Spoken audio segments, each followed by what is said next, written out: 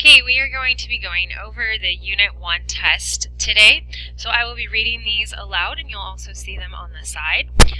When you are ready to select the correct answer, just select that right there on your screen.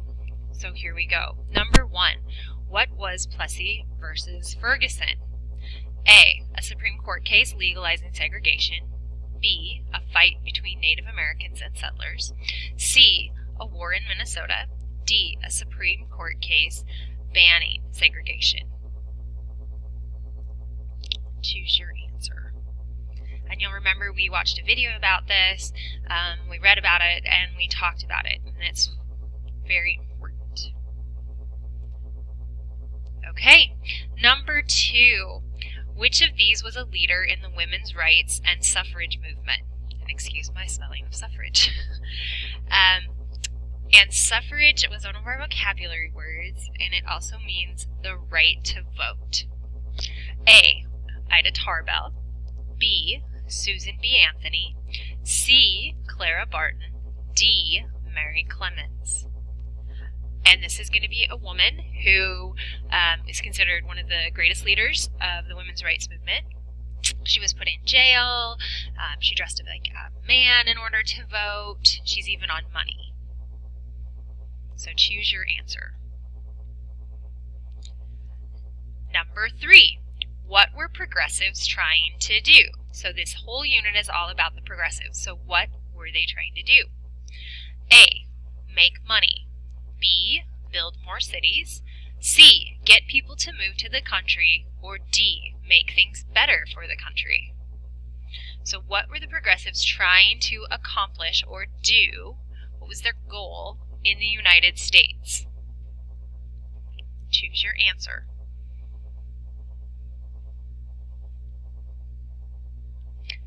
Number 4. Which amendment gave women the right to vote? An amendment means a change to the Constitution. So which amendment or change to the Constitution gave women the right to vote? Was it the 19th, the 20th, the 18th, or the 21st?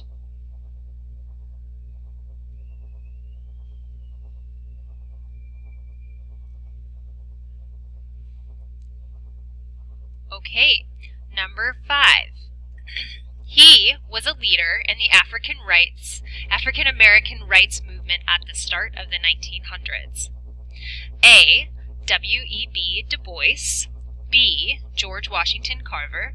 C, Dred Scott. Or D, Frederick Douglass. You might remember that we watched a video on this man, and actually we watched 2 videos on him and what he contributed to the African American rights movement at the beginning of the 1900s.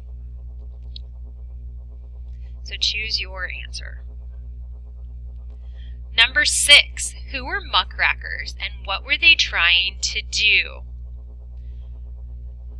We had an assignment on this. We also talked about this in our progressive video that we did.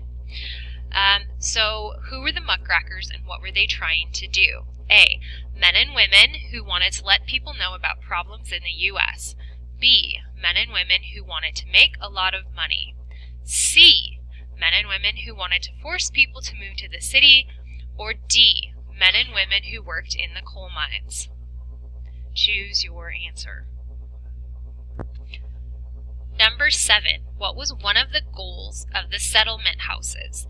We talked about settlement houses.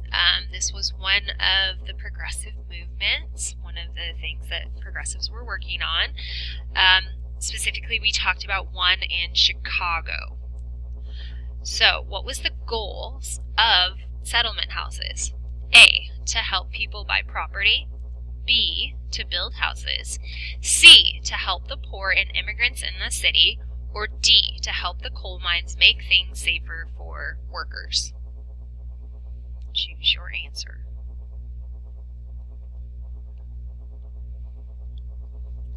Number 8. Which of these women was the leader of and started a settlement house? A, Jane Addams. B, Ellen Starr. C, Susan B. Anthony. Or D, Ida Greta Tarbell.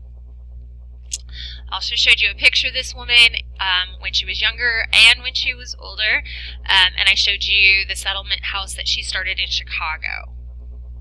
It's the whole house. Number 9.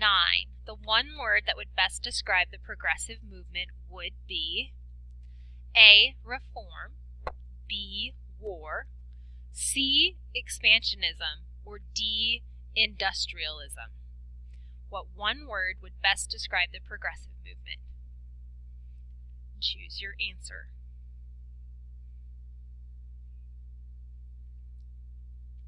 Number 10. Where did most immigrants choose to live when they came to the U.S. in the early 1900s? Sorry, it looks like I'm a little cut off on there. Early 1900s. A. In the suburbs, B. In the city, C. On the farms, or D. In the West. Where did most immigrants, or people new to the country, choose to live when they first came to the U.S. in the early 1900s, late 1800s, early 1900s? Where did they come to live? Choose your answer. Number 11. What happened to the population, or number of people, of cities in the U.S. after the Civil War? So what happened when we're talking about the number of people in the cities? The population of the cities. How many people live there in the United States after the Civil War? So in cities, A. Did the population remain the same? B. Did the population decline or go down because of disease? Or C. Did the population go up as more people looked for jobs? So what happened with the population or number of people in the cities after the Civil War? Choose your answer. Number 12. He was a muckraker who wrote a book about how bad the food processing was in Chicago and in the U.S. So he's a muckraker. He wrote a book about how bad the food was when they were making the food in the U.S. and especially in Chicago. Shows you a picture of him. We talked about his book. We talked about his book in the CC. We went over a video that kind of talked about it. So, was this A. W.E.B. Du Bois, B. Upton Sinclair, C. Woodrow Wilson, or D. Theodore Roosevelt? Which one of those was a muckraker who wrote a book about how bad the food was when it was being made? Number 13. Tenements were. We watched videos on these. We talked about these. So what were tenements? A. Overcrowded and dirty apartments. B. Farms. C. Large buildings. Or D. Office buildings. What were tenements? Number 14. Which was a reform of the progressive movement? So which one of these was a specific reform? A. Women getting the right to vote. B. Stopping the re-election of mayors. C. Stopping recall elections. That means when you want to have someone removed from office. Or D. Plessy versus Ferguson. Which of those was a progressive movement? 15. Which of these presidents helped to get laws passed to make society better, like the Pure Food and Drug Act during the Progressive Era? A. Theodore Roosevelt, B. U.S. Grant, or C. Woodrow Wilson? Which of those presidents? Choose your answer. And now we're finished.